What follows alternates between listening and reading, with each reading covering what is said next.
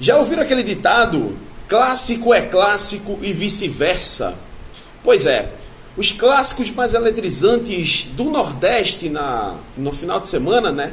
No último final de semana, marcaram resultados inesperados, pelo menos para as questões de probabilidades.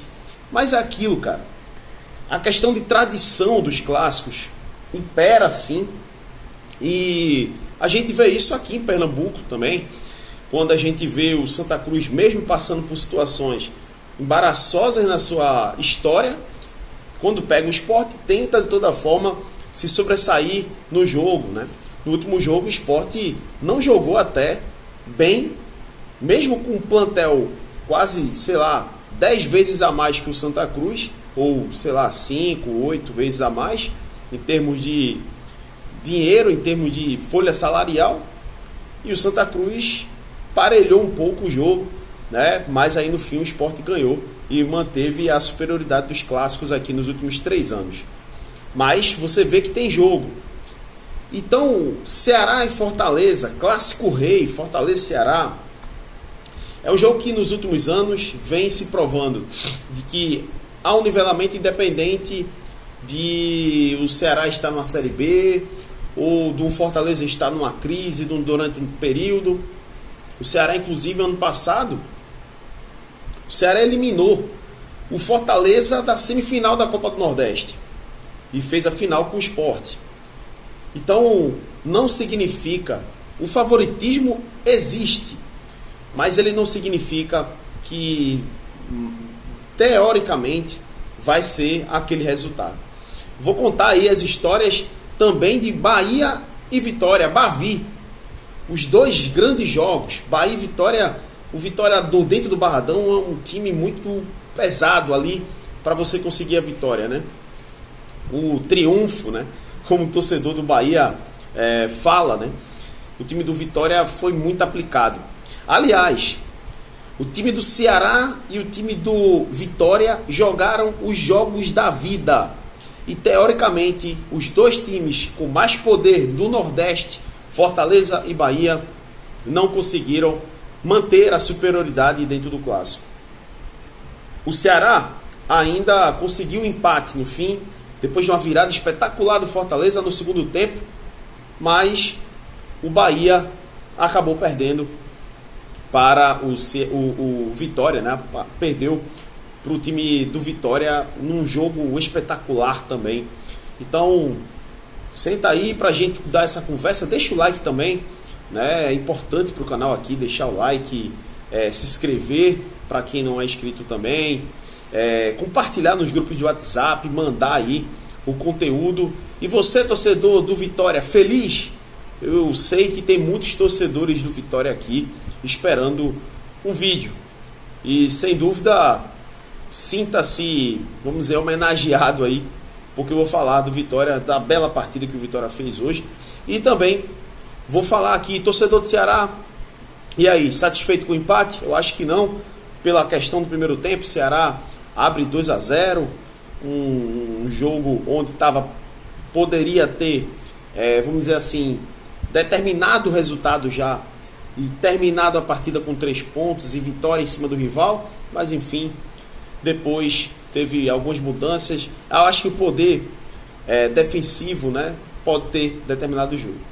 Bom, depois de pedir o like de vocês aí, vamos falar aqui o que interessa, né? Eu acho que o time do Ceará e Fortaleza, eu acho que é o clássico com mais espetáculo no Nordeste.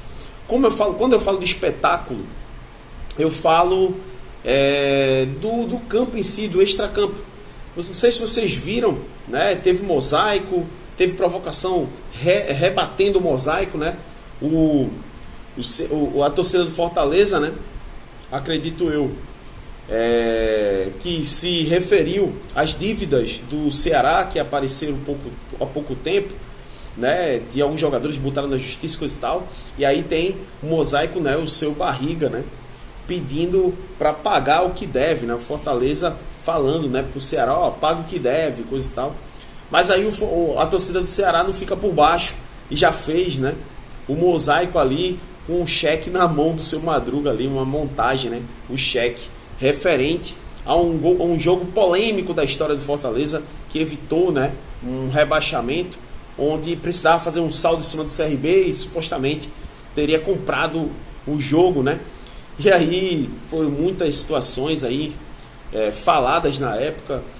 E aí é uma mancha, né? Se porventura, né, como aconteceu isso, se aconteceu, isso poderia ter sido a maior mancha do Fortaleza ali, aliás, na sua história, vamos dizer assim, mesmo caindo para a Série C, coisa e tal, mas teve esse episódio aí. Então, você vê que o espetáculo ele tem os dois lados, né, brincando, zoando, e eu acho duas torcidas muito artísticas, né? São torcidas muito culturas, né? Exala muita cultura lá. Quando eu fui para Fortaleza no ano passado, com o Luiz Heitor e com o João, a gente pôde ver isso, né? Na chegada, né? O povo muito irreverente, no hotel também, e no estádio, né? Na final contra o Ceará, a torcida do Ceará, uma torcida que encantou ali com a beleza do estádio, né? Fazendo uma bela festa. E o Castelão simplesmente foi meio a meio aí para Ceará e Fortaleza, Fortaleza e Ceará. Um jogo em que o primeiro tempo o Ceará teve grande domínio, apesar de que o Fortaleza chegou em alguns momentos, o Tinga assustando ali de cabeça, botando bola na trave, né? Teve os ataques, né, do Vojvoda ali, do time do Vojvoda, né, que sempre era respondido, né, pelos ataques do Ceará.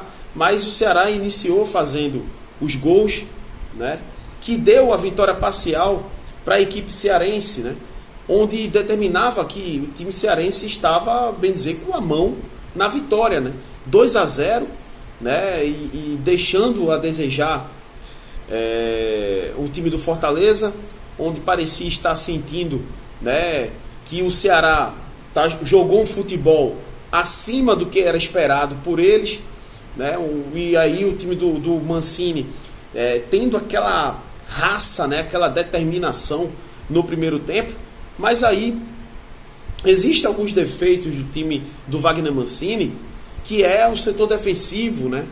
Inclusive teve jogador expulso e tal, mas reflete isso no gol do Tinga, quando o Fernando Miguel faz uma defesa milagrosa, mas não tem ninguém na sobra para pegar ali o rebote, que aí o Ceará, aliás, o Fortaleza acaba diminuindo, e depois um belíssimo gol, né, do Cauã, fazendo o empate e eletrizando o clássico no segundo tempo.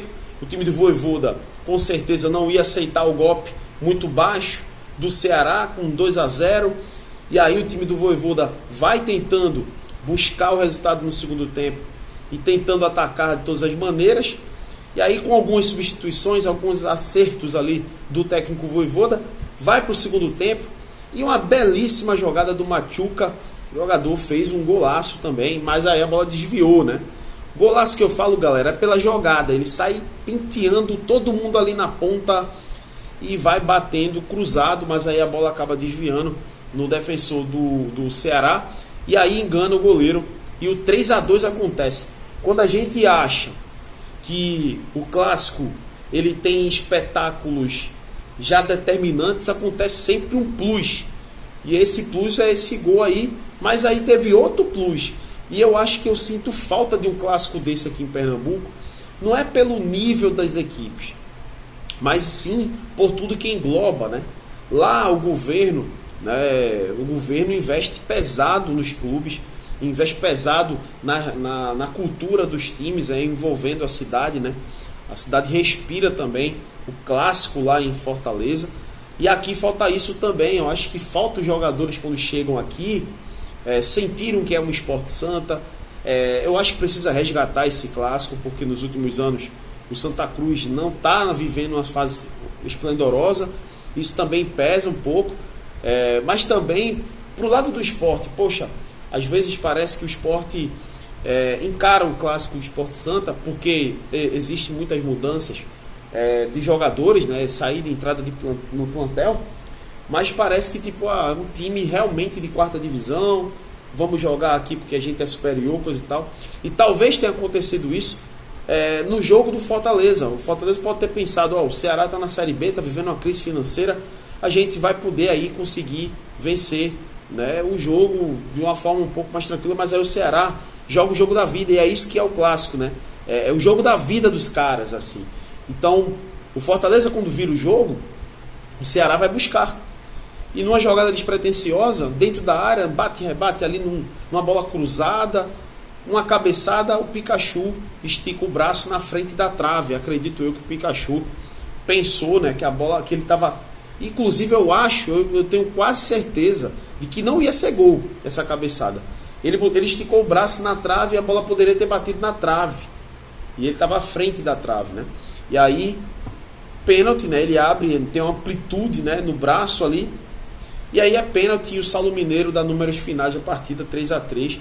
E eu acho que esse foi um clássico, vamos dizer assim, emblemático no Nordeste, por toda a cultura do estádio, a cultura do estado, a cultura que engloba Fortaleza e Ceará. As torcidas são torcidas apaixonadas pelo seu clube, e isso determina os mais de 40 e poucos mil pessoas no meio a meio do Castelão, que cabe 60 mil, 61 mil pessoas, mas como teve meio a meio, né, teve partes vazias para poder não ter conflito.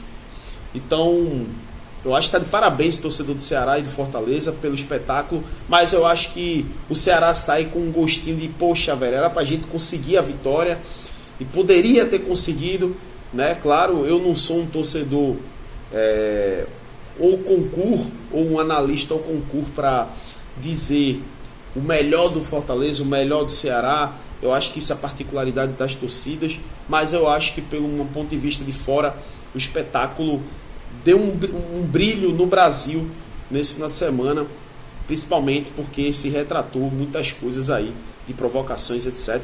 E aí, pode ser que na final os dois se encontrem aí mais uma vez para fazer outro grande espetáculo, não tenho dúvida.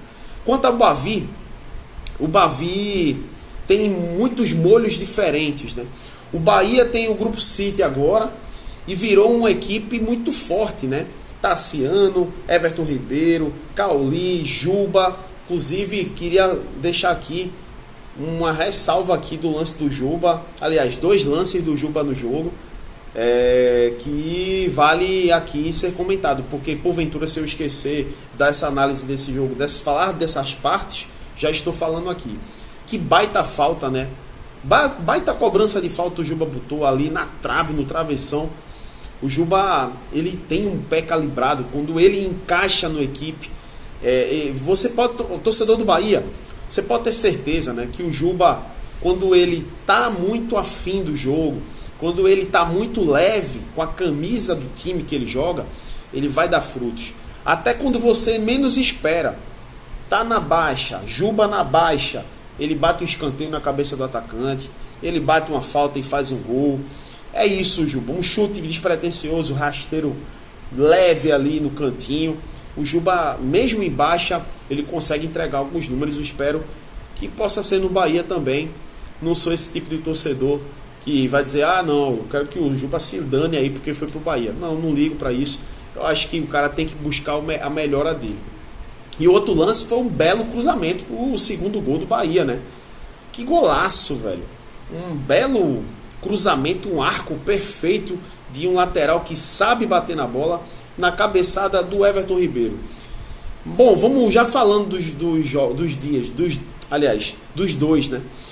Eu acho que pelo Bahia ter essa áurea, né, de Grupo City agora, a equipe tem muitos craques recheados ali. Parece, né, que o Bahia é imbatível. O Bahia massacrou o Sport, e aí eu fiz análise aqui, 35 chutes, né, na barra do Sport. Então, ali, a direção do Sport, né, na defesa.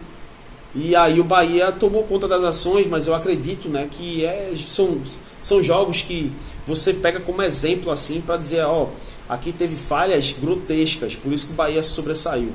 O caso do Sport pro Bahia foi que o Sport não deu nenhuma marcação pro Bahia. é meio que tipo assim, o Sport no primeiro tempo contra o Bahia, ele meio que fez assim, ó, não vamos jogar contra o Bahia, não vamos combater o Bahia jogando. Então parecia que o Bahia jogou sozinho no primeiro tempo, porque não tinha volante de marcação, não tinha lateral que marcava, o meio campo era um buraco, então assim, ficava um espaço muito grande, por isso que o Tassiano fez aquele gol.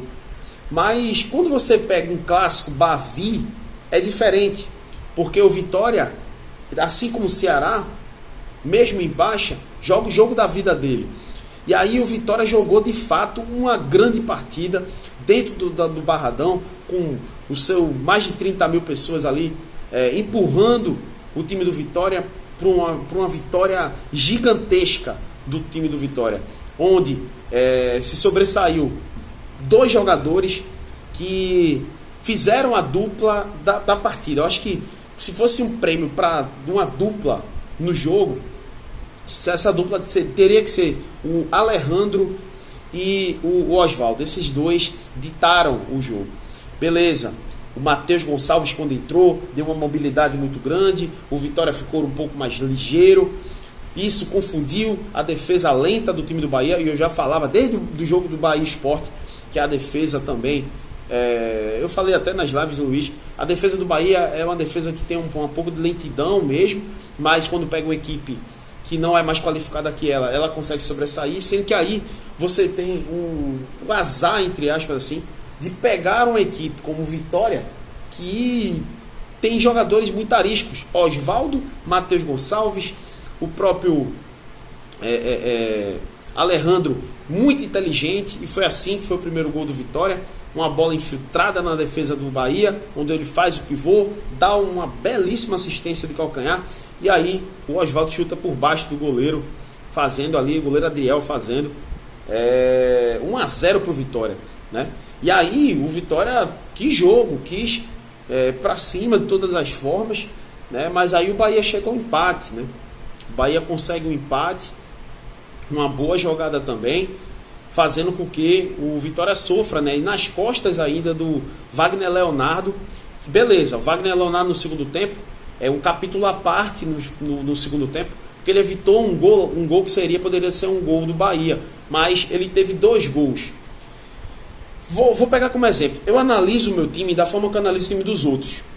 Se o Wagner Leonardo é um Thierry, é um Sabino, é um Castan, e ele toma 2 gols nas costas, ia ter crítica absurda. Então eu acho que a baixa do Vitória continua sendo as mesmas coisas, bolas aéreas. O grande problema do Vitória, pode reparar, bolas aéreas, bola parada ali, segundo pau, os zagueiros do Vitória sempre não conseguem fazer a interceptação. E isso aí fez com que o Bahia fizesse 1-1. E depois, pasmem, outro gol de bola aérea no cruzamento do Juba, 2-1. O Bahia vira, mas logo em seguida brilha, né, a estrela de Oswaldo, belíssima partida ali do Matheus, que o Alejandro também consegue flutuar ali no ataque, mas aí o Oswaldo faz o gol, e ainda teve outra chance de fazer o gol, mas o Alejandro acabou perdendo. Aliás, foi o passe do Alejandro e o Oswaldo, né, perdeu. Teve outro lance que o Matheus toca para trás e o Oswaldo chuta para cima, ou seja, o Vitória poderia ter feito até mais. E, então, assim, eu acho que foi uma partida muito superior, principalmente no segundo tempo, né, com as mexidas, tirou Everton Ribeiro. Eu acho que o meio-campo do time do Bahia, com as mexidas do Ceni, acabou fragilizado. E aí o Vitória se aproveitou disso com jogadores mais rápidos. E no fim do jogo, o Alejandro faz de ali a alegria da torcida do Vitória, fazendo 3-2 e correndo para a galera, né? Então, eu acho que o Vitória e o Ceará, eles têm que ser olhados assim para a Copa do Nordeste, inclusive, como times que podem chegar, mesmo que Fortaleza e Bahia sejam equipes favoritas. E eu acho que isso tem que se acontecer mesmo.